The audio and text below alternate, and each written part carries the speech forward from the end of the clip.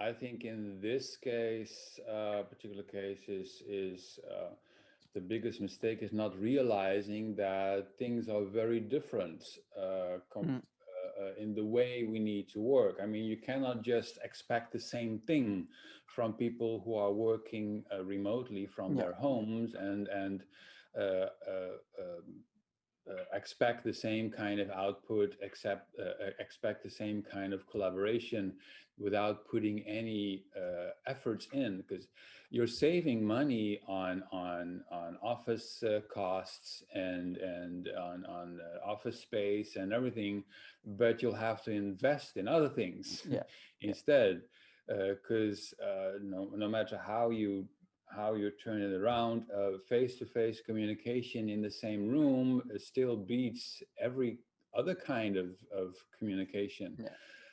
So it is more difficult for people to be productive and collaborative over a Zoom meeting.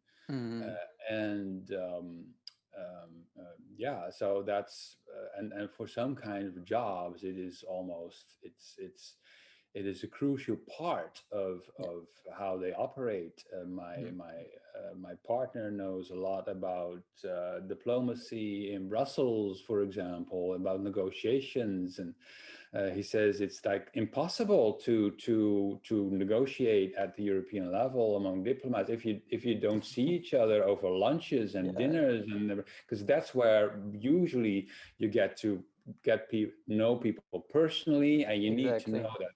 You need to have that personal contact in order to get things done from others. It's very interesting, because I would totally relate to that or understand is like, I mean, I've been working with some Asian countries, and in Asian countries, the decision-making process is very different than in Europe, basically.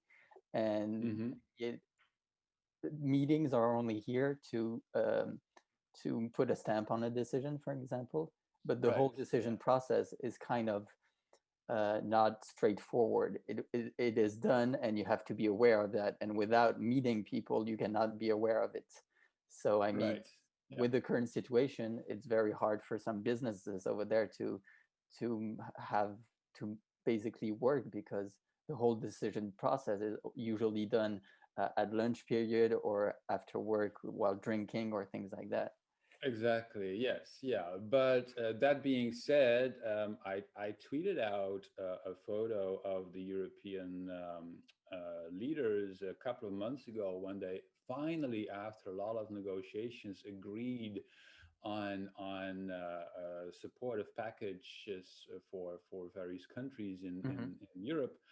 And that was super hard. And the photo showed that they were all on webinar calls with each other, all those world leaders. I said, look, you see, it is possible, even when world leaders can agree on hundreds of millions of euros of support over webinar calls, then we should be able to do some things over webinar calls. But of course, Angela Merkel and everyone else, they know each other also at the personal level, because they have met.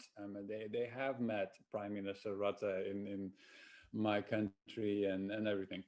So you need a bit of both. So I think the danger is not realizing that, just making like a switch and say, well, it's now business as usual, only everything is remote. And then I think, no, then you're missing something that is essential, the glue to make collaboration work.